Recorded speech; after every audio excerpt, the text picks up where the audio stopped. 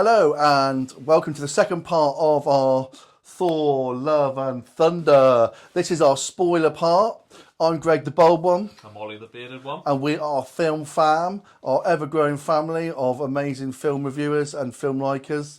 So we've got over 200 subscribers now. We're hitting the big time. If you're not one, It's all going to our heads. make sure you are one now. Okay, so we're going to break down the entire story of Thor. So remember, this is spoilers. So if you haven't watched it yet, go watch it, but then come back and have a watch of this one, because there might be some stuff you agree with and you might not agree with. But like I said, like we said in the last one, this one's chalk and cheese. You're either going to love it or hate it. All right, and you can tell by our score. We didn't like it. Yeah. Okay, so the film sets out. We find Gore dying in the desert and with his daughter, and he's praying to his gods to help him, and no god comes, and his daughter dies. He then goes and finds his god, comes across his god. I don't know how his god's in this realm, and his god is eating loads of fruit and stuff. Yeah, he's in this kind of in the night garden, weird kind of Teletubby world where there's like plant people and stuff, and he's feasting away, and they've just killed this guy who's been trying to kill gods with the necro sword, and the necro sword's lying on the floor. And it's calling to him, isn't it? It's calling to him. It's conveniently close to where where Christian Bale is disturbed, and the god starts to tell him that he's a waste of space, basically, and that the gods don't care. Yeah. And Gore realizes that the gods are just absolute waste of space, so he takes the necro sword and runs him through, doesn't he? He really does, yeah, just like that. Killing his god, and then he declares that he will kill all of the gods. And so with the necro sword, they obviously gain quite substantial abilities, but it corrupts the soul that uses it. So eventually, the person who uses it gets corrupted so much that they die. Yeah, it makes your teeth go all funny, and like all yellow eyes as well, and bits of and like dribble come out your mouth as well. And you definitely need a dentist appointment if you're going to carry the necro sword. You won't be doing much French kissing. Yeah. Okay, so that's the introduction. Christian Bale was pretty good in that part. I thought. He's a brilliant bit confused. Actor, so. You know, when you look at Gore, the good God Butcher character in the cartoon, in the magazines and stuff, it's kind of like a tentacle creature in that. And well, they said, didn't they? They didn't want to make him too much like Voldemort, did they? So they made him just like Voldemort. Apart from the nose. Yeah. So that was the introduction to. That's the backstory to Gore, the God Butcher. We then flip over to a planet which is under siege, and we see our friends, the Guardians of the Galaxy. We do. We also get a... Chris Pratt looks like a tramp, doesn't he? Yeah, he looks like a proper tramp, doesn't he? He needs a shave. Yeah. We get the kind of Taika Waititi intro as well, don't we? Oh, yeah, we get this Taika Waititi. I'll tell you the story of the space Viking. Basically just tells you what Thor's been up to since the end of Endgame, so he goes from dad bod to god bod. Yeah. Little training montage. It's Taika Waititi fulfilling his own ego. Yeah. And he's talking about how they're super duper they are. And so the Guardians of the Galaxy are in the middle of a big battle against these kind of like Furby things, aren't they? Yeah. They're like I don't know what kind of creatures they were. Screaming owl things. Yeah. And Thor's just having a peaceful time. Yeah, he's meditating and stuff and trying to find himself. And the Guardians are losing. So Thor comes about and does his line about this stops now or whatever. Yeah. And then flies around with Stormbreaker, smashing them all up. And finishes in about 2 seconds, doesn't he? Yeah, jumps around, smashing people up, and then doing this kind of splits thing with the bikes, and they're all kind of screaming. It's all a bit weird. And it renders the Guardians of the Galaxy useless. It makes them look silly. Like punks. And the CGI's bad. And then the people of the planet are, they've got no god at the moment, and then Thor flies up and smashes up their tower and stuff, and they thank him and give him 2 screaming goats. Yeah, they'll come quite apparent throughout the movie, won't they? Yeah, 2 screaming goats. But that's our introduction, and then they have this kind of panel where they can detect distress calls. And he sees his old friend Lady Sif and decides that he's going to leave. Yeah, you remember Lady Sif, don't you, from the old movies that disappeared? Yeah. So he decides that he's going to go on his own now and leave the Guardians. It was a bit of a The Guardians weren't. They weren't in it for very long, were they? Any point in them They being were just there. very needlessly thrown in there, weren't they? Yeah. Just for the name, basically. And then he then gets Korg and these two goats. They have some kind of weird thing where they talk about loving each other and all that kind of stuff, and they look at the one you love and all this kind of stuff. It's just a load of rubbish going all the way through it. And then they go off to the planet where Lady Sif's distress call is.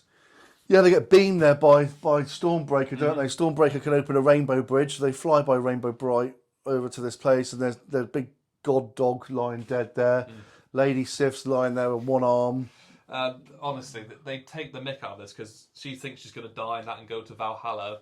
And then Thor makes a joke like, "Oh no, you've got to die in the actual battle." You just can't take all the emotion out of it, really, don't you? Yeah. And so then, she just talks about the God Butcher. Stormbreaker seems to be this thing that can just beam in from one part of the script to the next part of the script, doesn't he? That's all he's good for, isn't it? Yeah, and so he's now aware of this God-killing God Butcher, and he thinks that Asgard might be next, doesn't he? Yes. So he beams back to Asgard for protection, and then here we find Jane. Okay, the storyline involving Jane. Yeah. Jane's got stage 4 cancer, and she hasn't got long to live. So she's exploring every kind of avenue. It kind of shows you that her mum had it as well, doesn't it? It's like some kind of hereditary thing. And she's trying all these ways to try and get it all fixed to save herself, but she can't. She's having chemotherapy, and she's chatting to some guy and the guy just happens to be reading the book that she wrote. And she explains wormhole space travel and says it's like Interstellar. There's a nice drop in that movie there. And so that's her story. And then while she's in New Asgard. No, we haven't even got to New Asgard yet. She's in a study thing, isn't she? She's like trying to figure out a way of doing it. It's like test 27 fails. Oh yeah. And then her book starts shaking, and for some reason that reminds her that maybe Mjolnir might be the thing that might save her. So she travels to New Asgard, which has become some kind of like theme park. And there's a table. Underneath that table is the parts of Mjolnir. Then as she comes together, Mjolnir is drawn to her. Okay, and because that's something Mjolnir does now. I don't know it did that kind of thing before. Wow, we do find out why that happens later on. Put special wishes in it. You know what I mean? That serves the plot well, doesn't it? And so that's what we do. And then Thor arrives, and then Gorr the God Butcher. You have this kind of weird town scene where all the kids are all in bed, tucked away, and then Gorr appears on a hill, all dribbling. And he releases all the shadow monsters, doesn't he? Of all these giant spiders and that. It's just a bit really weird. CGI army, you know how it is with Marvel. Yeah, because we don't want a high rating by killing humans, so they have to create creatures. Yeah. So Thor beams in, starts smashing things up. Lady Sif comes on a horse and she starts smashing stuff up. Valkyrie. Well, that's it, Valkyrie. Sorry, but all the same. And starts beating them all up. And then while this is happening, Gorr the God Butcher gets his wooden wagon out and then locks up all the children. Doesn't he? Like some kind of weird fairy tale. Yeah, he does. Locks all the children in his wooden wagon and takes them all away. So and that as well. That's when Thor's battling, isn't he? And then he hears the sound of Mjolnir, doesn't he? And he's like, "Oh, that's Mjolnir, that is." And then we get introduced to. Yeah, when Mjolnir comes towards him, he's going to grab it. Then it flies back into the hands of Jane, the mighty Thor. Yeah. So they do this thing where they're kind of beating everything up together and trying to find out who they are. And he takes a helmet off and he's like, Jane! And he knows exactly how many days it was since they were together. And there's the love bit. And then there's another kind of Korg kind of scene there where he runs down their relationship, doesn't he? Oh yeah, we have a thing about Korg does this silly narration all the way through it. I just don't get why he has to do it. Not only did Taika Waititi direct it, he tried to star in every single single second of it until I was Taika Waititi'd out. So they need to come up with a plan. They don't know where the kids are, but Thor uses some kind of ability to beam himself into. Yeah, so one of the kids... This really silly thing where the head appears, isn't it? The kid's head appears. Oh, yeah. He kind of beams in and goes, "Hello, Thor, it's me, Heimdall's son." Which we never knew about to begin with, did we? So it was a bit weird. And he was like... He used it to beam Thor into where the kids It are. reminded me of that silly bit on Star Wars, when they had Ben Solo and oh, right. Yeah, they can communicate with each other, couldn't they? Yeah, it was like that, yeah. It was a bit like that, and then he can go in and see where they are, and so that helps them get to the next part of the plot, because once he's in there, he can turn around and see that they're in the shadow realm. Very convenient. Very convenient. Yeah, I didn't even know Heimdall had a son like that. No, we were never told about that at all. I just didn't go. And then there's other kind of kids, like fluffy kids with fangs and all this kind of stuff. So many different kids. It's just like an episode of Sesame Street. Right? It's really weird. And so, yeah, he knows where they are in the Shadow Realm. And they decide that they're going to go to Omnipotent City. They're going to put together a team. Yeah, of all the gods. And all the gods are going to come around and beat Gorr the God Butcher up. So we have... How are we going to get to Omnipotent City? Rainbow Bridge.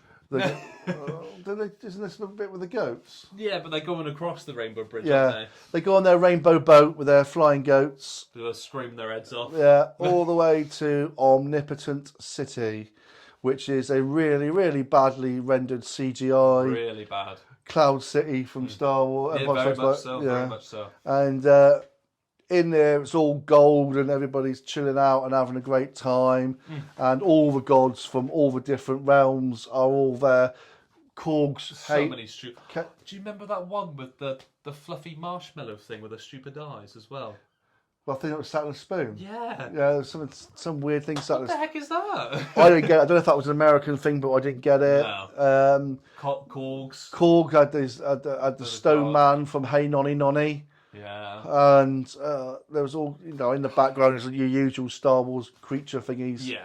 One with a beak and one with a big eye, and there's a big eyeball in there. Very generic. And and they're in this CGI palace, and down comes this CGI, well, I don't know, table thing with all these guys and girls on it, and we get introduced to the Marvel Cinematic Universe's version of Zeus. Who is a totally camp, wearing a skirt, played by Russell Crowe. Russell Crowe. It's a shame, really, isn't it? You've got such a great actor like Russell Crowe, and you just diminish him to that. He couldn't decide what accent he was. He was Italian, he was Greek. He was Greek, and And he basically is a loser. All the gods are losers. They're all cowards, aren't they? They're all cowards. They don't want to get involved. He throws his lightning bolt around because all the fans love it.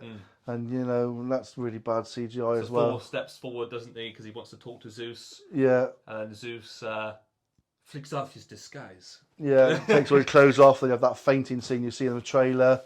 And then everybody thinks Gorr is naked. I mean, he's in great shape. You've got to give it to Chris Hemsworth. He did work out properly. Well, I have got a confession to make that I was actually the body double for that scene. Oh, that makes sense. That was me, yeah. Okay, yeah. I had to wear a golden wig.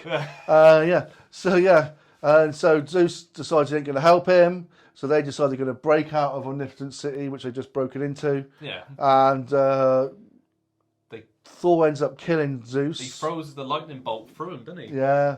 And then they manage to grab the lightning bolt, and then they escape back to down the travelling rainbow corridor, back down to Asgard. It was really poor. Yeah. Really, really poor. Yeah. So while we're back in Asgard, is this where we find out that Jane is getting worse and worse and worse. So every time she's using Mjolnir, it's draining her, isn't it? It's killing her off faster, not really saving her. And she breaks a sink, and there's a bit with, what's she called? Valkyrie. Yeah, and they have she knows, doesn't they she? have a chat, and they then decide that they're going to go now to the Shadow Realm on their rainbow boat. So we got on the rainbow boat, and this bit reminds me of what was that one with the Moon Knight, when they're on this boat going off to the land of the dead, aren't they? Yeah, Only this one's got rainbows in it. Don't forget the rainbows. Oh, what we forgot to tell you as well is that Korg gets smashed and crumbled up. Oh, yeah. And this was a bit I thought absolutely great. Yeah. No more corgis out of it. But no, his face is still alive, so they strap him to the back of Valkyrie. And he just makes stupid comments and that, doesn't he? Yeah, and then he's in the boat and he's chatting to Valkyrie, and Thor and Jane are outside rekindling their love. She tells him he's dying of cancer, and that, you know, basically she'd rather go out in a blaze of glory than just sit there and wobble away. Thor doesn't want her to do it. And then inside, Valkyrie and Thing are having some talk about how he had a boyfriend. Oh. And they held hands over a stone. If you hold, lava, wasn't that the stone men are all gay, and then they cross hands over stones. They have babies. So stupid. Just, what is the point of that?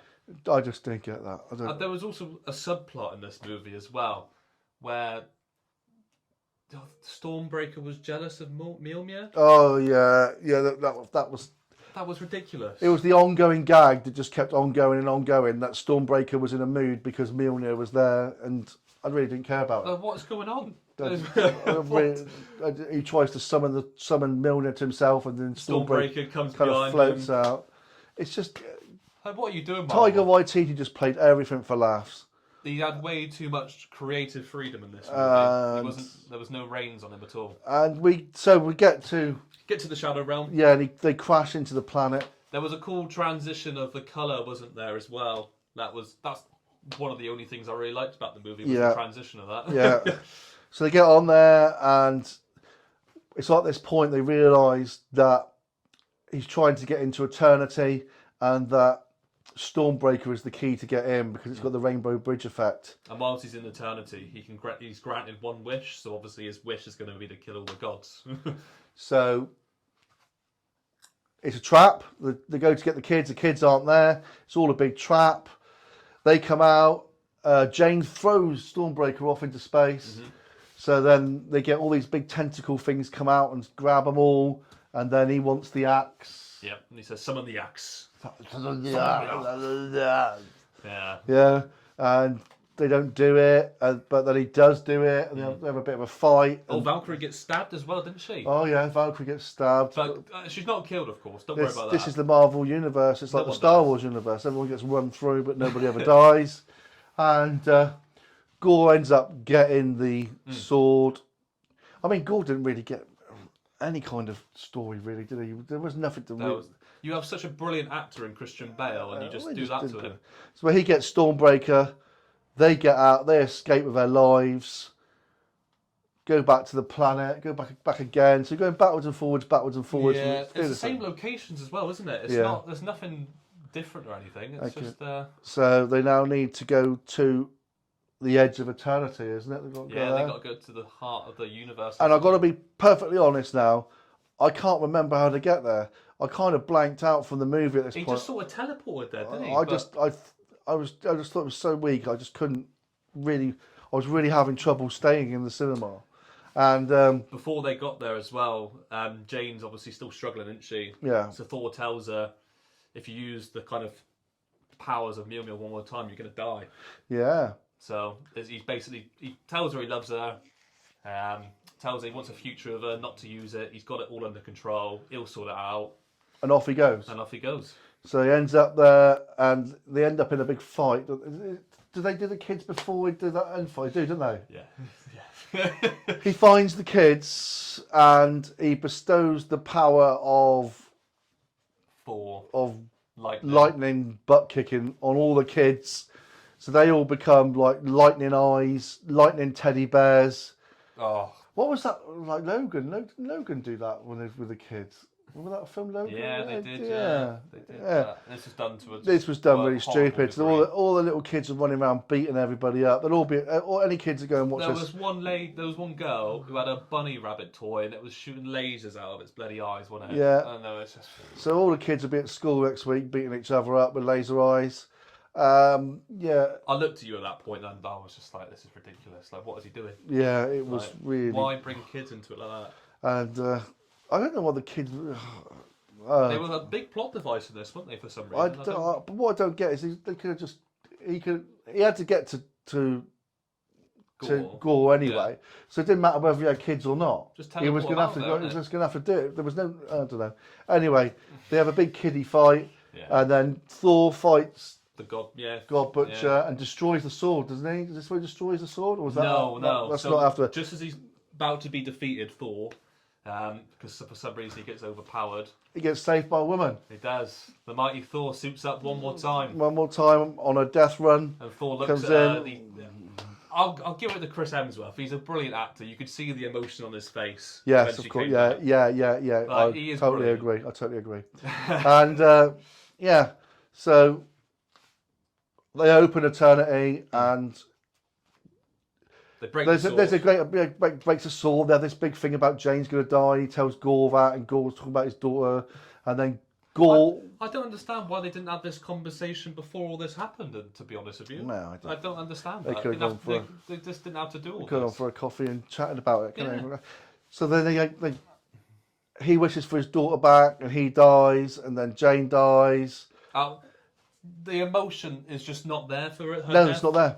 Because she's disappeared for half the Marvel universe, popped back up again, and we're meant to feel something. I don't think the film gave it enough time to build that kind of emotional connection. And there's no seriousness in the movie, so that's right. You're not meant to. You're not sure where to laugh and where not to laugh, exactly. So it just fell completely flat.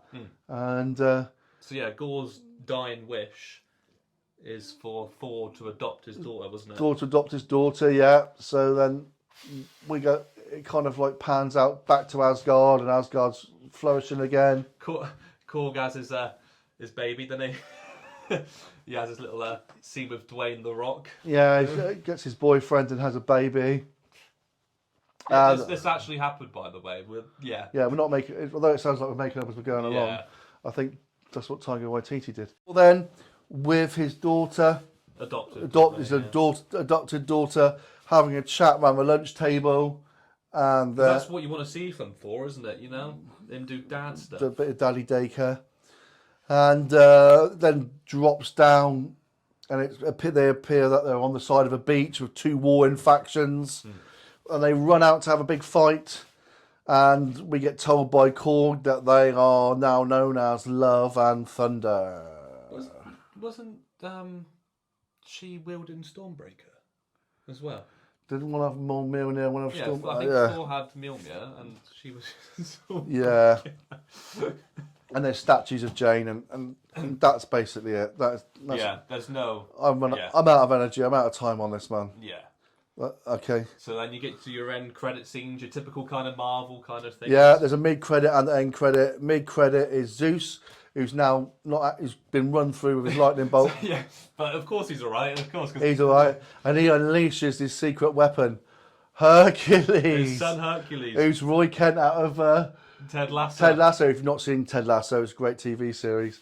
But I was like, Ollie, I know that guy. He's like, yeah, it's that guy from Ted Lasso. I was like, oh my gosh. Honestly, probably the worst casting choice. Well, I said, to be fair, I can't say that because you got Harry Styles playing one of the Eternals. Yeah. They just seem to be getting their casting wrongs at the moment, I think, Marvel. Or they're going in a certain direction. And then we've got the final one where Jane goes to heaven, but she gets to Valhalla, and Idris Elba's there. He says, welcome. Boom. We waited to the end of the film to see that. And you know what? I've got to say that I didn't really care whether I watched those end credit scenes. Normally it was the one, it's really a big part of it. It used to be a thing where you just cannot leave the movie. Yeah. But I did think about leaving, thinking I don't really care because I think this is where I get off. Okay. We left the movie theatre raging. Okay, right. So we get into that anyway. So that's the Thor: Love and Thunder movie. That was what we can remember. I've got to admit that there were sections in there where I faded out. Yeah. So, what are we going to say? I'll tell you what I'm going to say. I'm going to say, right, this is the 29th movie. Yeah, when I was a boy, Star Wars was the movies. Empire Strikes Back, Return of the Jedi. I couldn't wait to go and see them. When these Marvel films came out, Ollie was a youngster, and it was our thing. I'm taking my boys to see the Marvel movies, and it was just the same as when my dad took me to see the Star Wars films. And we've seen every single one, and we've seen them all together all the way through. Yeah. And it was a guaranteed great night out. Yeah. It was a guaranteed great night out. but it's not anymore. The agenda, we've got to put same-sex marriages and same-sex events into all of this, and everything's got to be camp, and it's just it's not good enough. It's too forced now. As a parent, I don't want to have those conversations with my children because they've seen it in a film. If they want to talk to me about boys loving boys and girls loving girls, I'll chat to them about it and tell them it's all right. But I don't need it shoved down my throat every 5 minutes. And I don't want to go to a film knowing that I'm going to come away having to have a difficult conversation. We go to watch a film to leave our brains at the door and watch a movie that we really enjoy with the characters that we really enjoy. And that we're invested They've in. turned Thor into an absolute bumbling idiot. Now, it got away with it in Ragnarok because Ragnarok was a good story and it was only lightly. But this is Ragnarok 2.0. And to me, it was a complete desecration of the character. Both of my sons didn't enjoy it. We all felt uncomfortable. We all felt like it was ruined. We just felt it was a Tiger Waititi love fest of I'm so funny, look at me doing all this funny stuff, and do you know what? I'm going to be so funny that I'm going to act in it as well, and you're all going to love it. Well, I didn't. I absolutely didn't.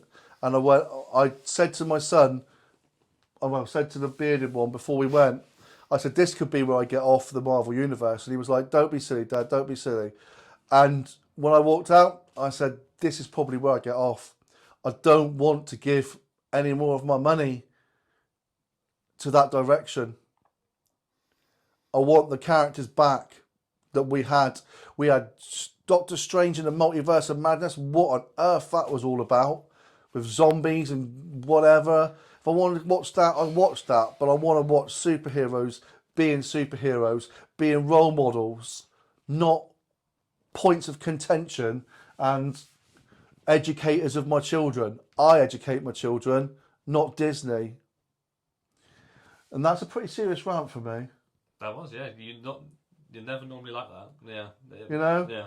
That was my guaranteed night out every time with my boys.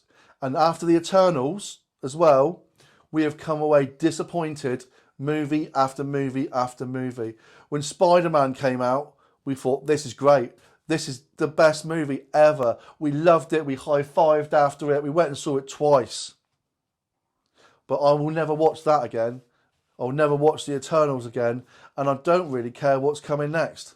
I really am. And do you know what? Black Panther is my favourite Marvel movie. And I don't even care about seeing the sequel to it. So, I know that's a bit intense there, Oz. I mean, I echo all your thoughts, really. I mean, I came out of that cinema fuming. Like, I'm a die-hard Marvel fan. This is what I've grown up with. This is my Star Wars. And when I came out of the cinema, I wasn't disappointed. I was angry. This is a character that I've watched and I love Thor. Thor's one of my favourite characters out of all of them.